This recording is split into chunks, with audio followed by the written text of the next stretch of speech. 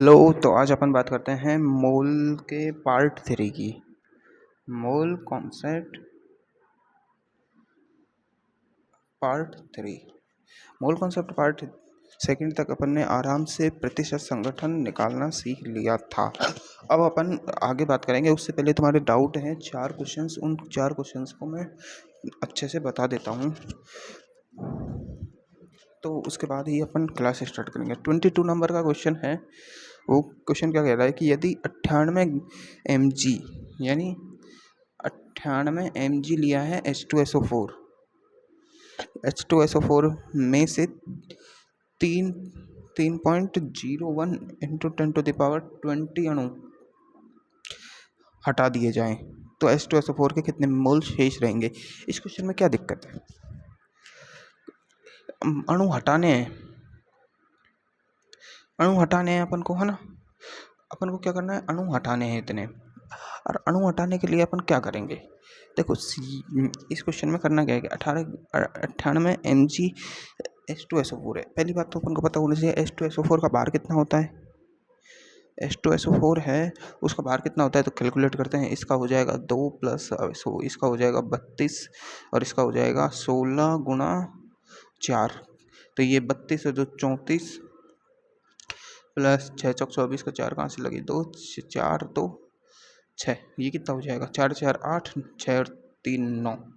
98 ये ग्राम पर मोल होता है इसका मोलर भार H2SO4 का। और ये mg में दिया हुआ है यहाँ पर mg, और ये ग्राम पर मोल। मैंने यूनिट्स के बारे में समझाया था, यूनिट्स करनी है अपन को। तो अब इसका मोल निकालेंगे। मोल बराबर क्या होगा? 98। अब mg को ग्राम में बदलते हैं तो 10⁻³ से मल्टीप्लाई होगा, है ना। क्योंकि एक ग्राम एक kg में कितने होते हैं? 1 kg में कितना ग्राम होता है?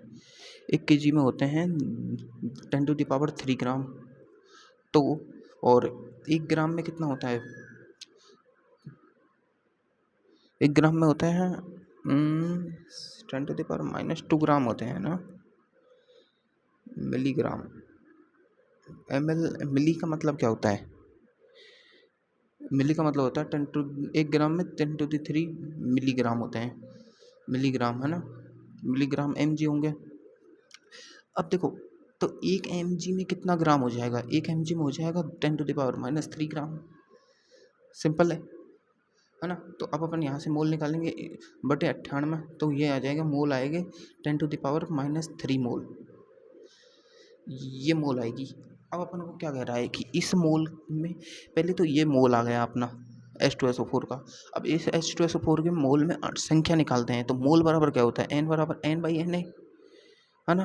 अपन को n निकालनी है इसकी, क्योंकि यहाँ पर अणु हटा रहे हैं ना अपन। तो पहले नंबर तो पता होना चाहिए। n कैसे निकालेंगे? n इजिकल टू क्या होगा? n है ना। बस यही है, फॉर्मूले को उल्टा सीधा लगाना है, बस कॉन्सेप्ट यही है, इसमें कुछ नहीं है ना। n/na। अब n बराबर n/na होता है, तो n निकालेंगे n इंटू na। n कितना है अपने पास? 10⁻³ इंटू na कितना है? na कितनी होती है? 6.023 इंटू 10⁻³ अब -3 से ये 20 बचा, तो ये बच जाएगी 6.023 इंटू 10⁻20 अणु। इतने अणु हैं अपने पास अभी, है ना। अभी ये बोल रहा है इतने में से इतने हटा दो, वरना इतने हटा दो। अब हटाते हैं, चलो।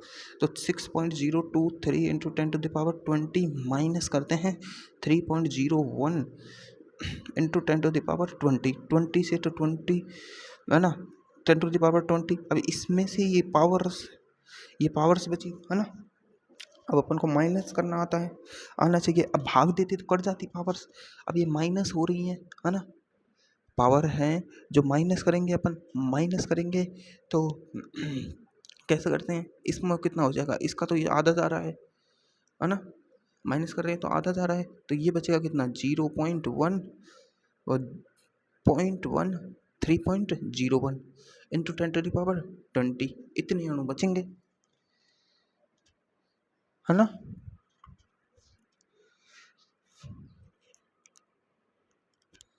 अरे अरे अरे, ये 20 नहीं आएगा, ये 3.01 अणु बढ़ चुके हैं, है ना।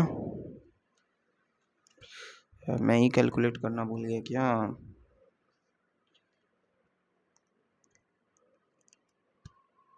अरे जीरो के तो उतने ही जीरो आएंगे ना, तो ये बचेंगे, ये जीरो तो उतनी ही जीरो आएंगी। अरे एक 10,000 है ना? अब 10,000 का आधा कितना होता है? अब 10,000 का आधा होता है 5,000। 5,000, 10,000 में से 5,000 घटाएंगे तो कितने बचेगा? जीरो का जीरो, जीरो का जीरो, जीरो का जीरो। यहाँ पर ये है ना 10,000, ये है 10,000। 10,000 में से ये 5 बचा, तो 5,000 बचे ना। तो ऐसे ही 6.023 इंटू 10⁻20 में से 3.01 इंटू 10⁻20 बचाएंगे, तो घटाएंगे तो 10⁻20 इंटू 3.01 बचेगा। ये बचेगा आंसर। अब इतने मोल बच रहे हैं, इतने अणु। अब ये अणु बच रहे हैं, इनको भाई Na कर दो, मोल आ जाएंगे। Na कितना होता है? 6.023 इंटू 10⁻23। ये तो 2 टाइम्स चला गया, 1/2, और इंटू ये 20, ऊपर 10⁻20 है, नीचे 10⁻23 है, ये बचा 3। तो ये 1/2 इंटू 10⁻³ आ रहा है। और 1/2 को अगर अपन करें तो 0.5 इंटू 10⁻³ आएगा। 0.5 इंटू 10⁻³ आएगा। ऐसे करना है ना? अगला क्वेश्चन देखते हैं अपन 27 नंबर का। इसमें क्या है, इस क्वेश्चन में देखो, इसके पहले मोल निकाल लो। 98 mg के H2SO4 के मोल निकाल लिए, फिर उन मोल को अणुओं की संख्या में बदल दो। अणुओं की संख्या में बदल देंगे अपन N/Na से, इस वाले फॉर्मूले से संख्या में बदल देंगे, फिर उस संख्या में से इस संख्या को घटा देंगे। अब घटाने में दिक्कत आई होगी, है ना? तो देखो अपन देखते हैं, जैसे 1,000, देखो 3,000 है, 3,000 है, 30,000 है, उनमें से अपन 20,000 घटाएं तो बचेंगे तो 10,000 ना, है ना? अब या फिर इसको ऐसे करें, 3 इंटू 10⁻, ये कितना है? 2 और 2 4 बटे 2 इंटू 10⁻, कितना है? 4। अब इसको माइनस करते हैं, है ना? तो 4, ये ऐसा थोड़ी ना है कि ये 10⁻4 से 10⁻4 जीरो हो जाएगा, ये बचेगा 1। ये थोड़ी ना होगा, ये 10⁻4 ही बचेगा ना। यहाँ पे भी तो बच रहा है 10⁻4। तो ये माइनस माइनस का थोड़ा सिस्टम है, ये देख लेना बस। ये समझ आ गया होगा, मुझे पता है ना? अब फिर माइनस कर देंगे तो वो फिर भाई N/Na से अपन मोल निकाल लेंगे उसके। यहाँ निकाला है मैंने, जैसे आसान है। अब 27 नंबर का क्वेश्चन देखते हैं कि 0.1 m, ये क्या है? 0.1 m barium nitrate. Barium nitrate का फॉर्मूला क्या है? BaNO3 का होल ट्वाइस के विलयन में 1 ml में उपस्थित आयनों की कुल संख्या होगी। अब ये 0.1 m, ये मोलर वाला क्वेश्चन आ गया। मोलर था, अब मोलरता अपन ने पढ़ी नहीं है, अब तुमने पढ़ रखी है, तो मोलरता वाला क्वेश्चन है ये, इसे कर सकते हैं अपन आराम से। अब देखो मोलरता वाला क्वेश्चन है, तो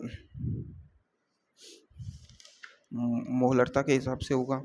अब देखो मोलरता वाला क्वेश्चन मैं मोलरता पढ़ाऊंगा जब ही तो करेंगे, या फिर तुमने पढ़ रखा है सर से। तो ये इसमें देखो 0.1 मोलर का मतलब हो गया है, मोलरता दे दी। m बराबर क्या होता है? मोलरता बराबर मोलरता बराबर क्या होता है फॉर्मूला? मोलरता बराबर होता है N/B, मोलों की संख्या बटे आयतन। V आयतन लीटर में लेंगे अपन, है ना? LTR में, है ना? N/B होता है, और अपन को मोलरता दे रखी है 0.1। अब N मोल कितने दे रखे हैं? अब देखो मोल यहाँ निकालने होंगे अपन को। ये BaNO3 बेरियम की मोलरता दे रखी है कि कुल आयनों की कुल संख्या, ये बिलियन दे दिया 1 ml। 1 ml का बिलियन दिया है इसने। किसका दिया है? 1 ml। 1 ml का मतलब होता है, यानी 1 ml का, 1 ml का मतलब ये मिलीलीटर में। अब यहाँ ये लीटर में है, तो इसे मिली ml में चेंज करेंगे तो इधर 1000 मल्टीप्लाई हो जाएगा, क्योंकि इधर 1000 का भाग देंगे तो ये ऊपर जाके मल्टीप्लाई हो जाएगा, है ना? इधर मल्टीप्लाई हो जाएगा, तो n इजिकल टू, अभी यहाँ पे मोलरता कितनी है? मोलरता कितनी है? 0.1। अपन को मोल निकालने हैं, यहाँ पे मोल निकालते हैं तभी तो आयनों की संख्या आएगी। बटे n भाई आयतन कितना दिया है? आयतन 1 ml इंटू 1000। अब ये 1000 इधर चल जाएगा, भाग दे देंगे अपन इसमें, भाग देंगे तो कितना हो जाएगा? ये इधर जाएगा, है ना? तो n इजिकल टू 0.1/1000, है ना? 1000। अब ये इस जीरो घटाएंगे, एक और जीरो लग जाएगी, तो 1/10⁴ ये ऊपर चल जाएगा, तो 10⁻⁻4 मोल आ जाएंगे अपने पास। अब इतने मोल आ गए। अब मोल आ गए तो मोल n बराबर एन बाई एन ए हो जाएगा। अब मोल कितने हैं, 10⁻⁻⁴, एन कितना है ये, और एन ए कितने हैं, 6.023 इंटू 10⁻23, है ना।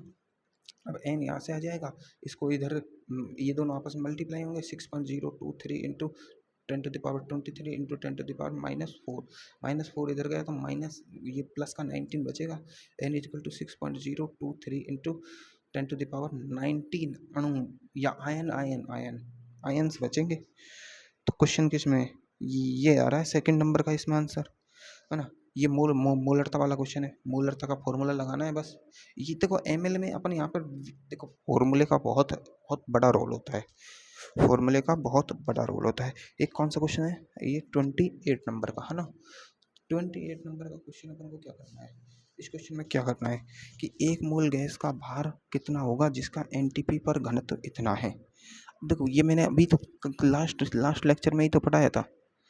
इसमें क्या करना है, एक मोल गैस का भार कितना होगा। अब गैस का भार पूछ रहा है, गैस का भार।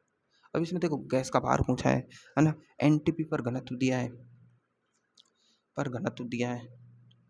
घनत्व। अब देखो घनत्व और भार में कोई संबंध है क्या, डी बराबर क्या होता है, एम बाई वी, है ना। लेकिन अपन को आयतन नहीं पता तो ये फॉर्मूला नहीं लगेगा, है ना। ऐसे फॉर्मूले ट्राई करते हैं अपन दिमाग में, मैं रफ में कर रहा हूँ, दिमाग में करने होता है। अपन को मोल का फॉर्मूला पता है, एन बराबर क्या होता है, V by N T P पर कितना होता है, एन टी पी पर होता है 22.4, है ना, वी बाई। अब देखो यहाँ पर अपन एन की वैल्यू अगर अपन निकालें, एन की जो वैल्यू होती है वो अपन यहाँ पर निकालें तो मोल बराबर क्या होता है, मोल बराबर देखो क्या होता है, मोल बराबर हो रहा है वेट अपॉन मोलर वेट, है ना। वेट अपन मोलर वेट होता है, वेट अपन molar weight is equal to V by 22.4, ऐसे कर देंगे।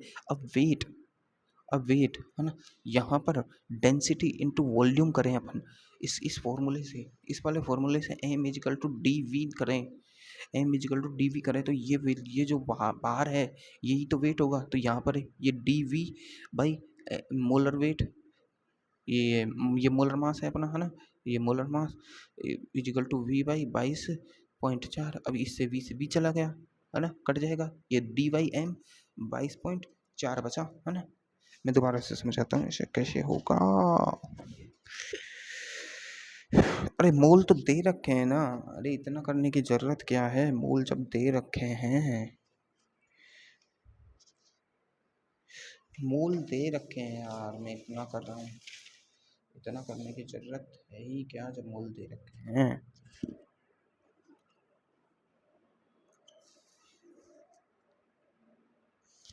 मोल जब दे रखे हैं तो इतना करने की ज़रूरत क्या है, मोल दे रखा है कि एक मोल गैस, 1 मोल गैस दे दी, तो मोल बराबर क्या होता है, वी अपॉन 22.4, मोल दे दिया 1 और एन टी पी पर आए तो अब इसका आयतन निकाल लेते हैं। अब मोल दे ही रखा है और घनत्व भी दे रखा है तो ये वाला फॉर्मूला लगाने की क्या ज़रूरत है अपन को। मोल अपन को पता है, मोल बराबर एन बराबर क्या होता है, भार अपॉन मॉलिक्यूलर वेट, है ना। और घनत्व बराबर क्या होता है, डी बराबर क्या होता है, एम अपॉन वी, है ना। तो यहाँ से अपन एम बराबर डी भी कर सकते हैं, है ना। एन इजिकल टू यहाँ पे आ जाएगा, ये एम ये इसकी जगह रख देंगे तो D V by molar weight, है ना, मोलर वेट। और यहाँ से एन बराबर ये वाला दोनों फॉर्मूला लगाते हैं तो डी वी बराबर एम बी बराबर वी अपन 22.4, वी से वी चल जाएगा।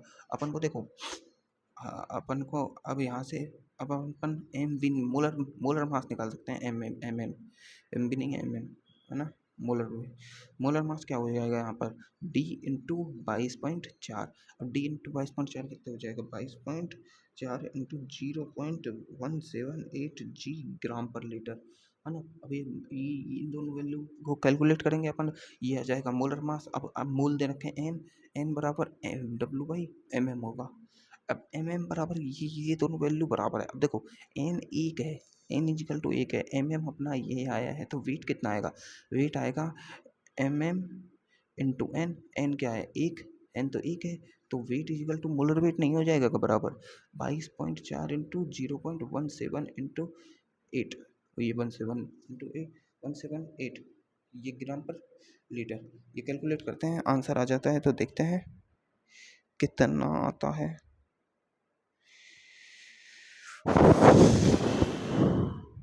मेरे हिसाब से तो यही होगा, और मैं देख के बता दूंगा इस क्वेश्चन को। 28वें नंबर का क्वेश्चन 28। 28 में 3 आ रहा है, 4 टाइम्स जा रहा है क्या ये? करके देखते हैं। 22.4 इंटू 0.17, 7 चौक 28 को 8 कहाँ से लगी? 2 7 7 दूनी 14, 15 16 को 6 कहाँ से लगी? 1 7 एकम 7 दूनी 14 और 1 15, 4 2 2 8 4 6 10 की पूरा से लगी 1 5 और 3 9 और 1 3। ये आ रहा है 2 के बाद पॉइंट 39 आ रहा है। 39 3.9 के लगभग आ रहा है। 3 इधर 1 पॉइंट है, 2 इधर है ना? 3.9 के करीब आ रहा है। 3.9 कितना होता है? 4 ग्राम। तो आंसर 3 सही है, एकदम क्वेश्चन सही है। करना कैसे है ये? अपन को 3 फॉर्मूले लगाने हैं, समझ आ गया होगा कैसे करना होगा। अपन को पहला फार्मूला n बराबर b बाई 22.4 लगाना है। एक फार्मूला लगाना है अपन को d बराबर mv, ये मास बाई आयतन का। और एक फार्मूला लगाना है अपन n बराबर भार अपॉन मोलर मास। ये 3 फार्मूले आपस में रिलेट करने हैं, तीनों फार्मूले। इन तीनों फार्मूलों को के रिलेशन से एक फार्मूला बन रहा है। फार्मूला क्या बना है? D V by M M बराबर वी बाई 24, और इससे बी से बी कट जाएगा। ये मोलर मास का फॉर्मूला बन जाएगा। मोलर मास मोल दिया है, मोलर मास से वेट निकाल देंगे आराम से। अब ऐसे ही 30 नंबर का क्वेश्चन देखते हैं अपन जल्दी से, है ना? 30 नंबर का क्वेश्चन क्या है कि 24 CO के अणुओं में ऑक्सीजन के ग्राम अणुओं की संख्या। इस क्वेश्चन में क्या दिक्कत है भाई? इसमें क्या पूछा है? ग्राम अणु। ग्राम अणु का मतलब मोल। CO के अणुओं में ऑक्सीजन के मोल पूछे हैं, ग्राम अणु का मतलब ग्राम और अणु एक साथ हो गए तो CO को मतलब मोल हो गया ना। तो इसमें क्या है भाई? 6.02 इंटू 10⁻24 CO है। ये अणु दिए हैं, अणु भाई एन कर देंगे तो मोल आ जाएंगे। मोल आ जाएगा CO का, है ना? अब देख CO के मोल, अब मोल है जो CO के मोल है। अब इसमें एक कार्बन है तो कार्बन का मोल और CO का मोल बराबर एक ही वो है, तो कार्बन का मोल ऑक्सीजन का मोल बराबर CO का मोल हो जाएगा। दो सबके मोल बराबर आएंगे, तो क्या दिक्कत है भाई? इसमें पहला आंसर है 10 ग्राम, क्योंकि Na की वैल्यू कहता है 6.02 इंटू 10⁻23। ये एक 10 बचेगा, ये इससे कट जाएगा। CO के मोल आएंगे 10, और जितने ही CO के मोल है, क्योंकि यहाँ पर रस्सी में इनमें देखो CO2 होता तो का ये 2 मोल हो जाता, है ना?